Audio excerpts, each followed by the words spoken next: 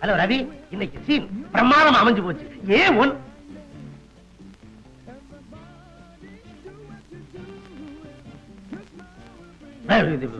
நான் ஏதோ தப்பா சொல்லிட்டேன்னு ஒழுங்கா பேசுறா மடையான்னு சொல்லிட்டா அந்த டைரக்டர். சரிதான் போயான்னு சொல்லிட்டு வந்துட்டேன். இந்த உலகத்திலேயே என்னைக்காவது ஒரு நாள் நான் ஒரு பெரிய நடிகனாகல. என் பேரு ராஜ் இல்ல. ஏண்டா டேய், எனக்காடா நடிக்க தெரியாது? என்ன என்னடா நினைச்சீங்க? என்னோட திறமையை நான் காமிச்சிட்டு எனக்கு யார் யார் சான்ஸ் கொடுக்க மாட்டேன்னு சொன்னீங்களோ உங்க எல்லாத்தையும் அப்படியே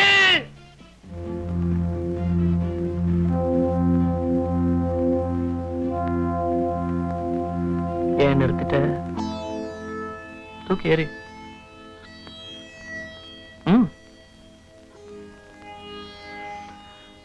ராஜு, நீ ரொம்ப பிரமாதமா நடிக்கிற. சீக்கிரம் முன்னுக்கு வந்துடுவேன். அதுலயும் பைத்தியமா நடிக்கிறதுக்கு ரொம்ப திறமை வேணும். ரவி, ராஜு, நான் பைத்தியம்ங்கிறத மறைச்சு எனக்கு குணமாகணுங்கிறதுக்காக நீ பைத்தியமா நடிச்சிருக்க. தேங்க்யூ. உனக்கு பைத்தியமா? யார் சொன்னது? நிர்மலா. நான் பைத்தியங்கிறத நினைக்கும் போது அதெல்லாம் ஒண்ணு இல்ல ரவி. எப்பவாவது சில சமயங்கள்ல தான் உனக்கு அந்த மாதிரி ஆகுது. உன் கூட நெருங்கி பழகுற எனக்கு காரணம் என்னன்னு புரியல. எனக்கே புரியல, உனக்கு எப்படி புரியும்? ரவி, அதையே நினைச்சு வருத்தப்படாத. டாக்டர் நிச்சயமா குணப்படுத்திடுவார். பார்க்கலாம்.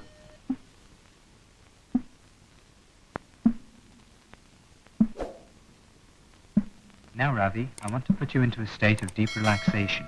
And to help you do this, we'll go through a little exercise, right? Now, I want you to focus your gaze onto the tip of my nose and gradually let your eyes just become unfocused. Don't strain yourself. Come on, think. What happened to you when you were in that village? Who is the girl? Recollect. Remember that song? Carefully. What happened in the village? Remember. Tell me.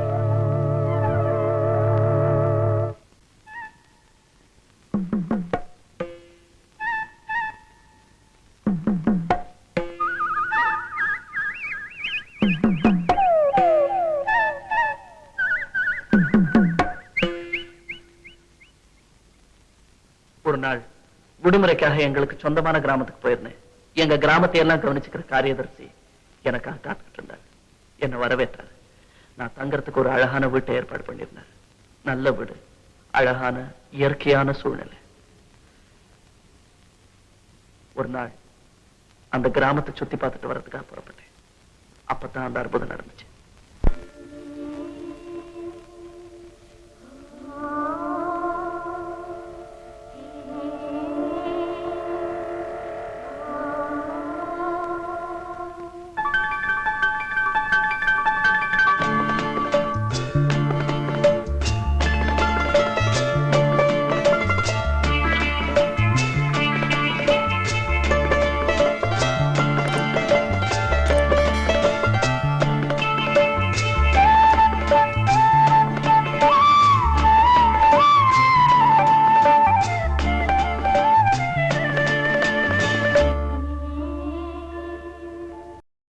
இன்னும் பல வீடியோக்களை காண Sun life சேனலை subscribe பண்ணுங்க.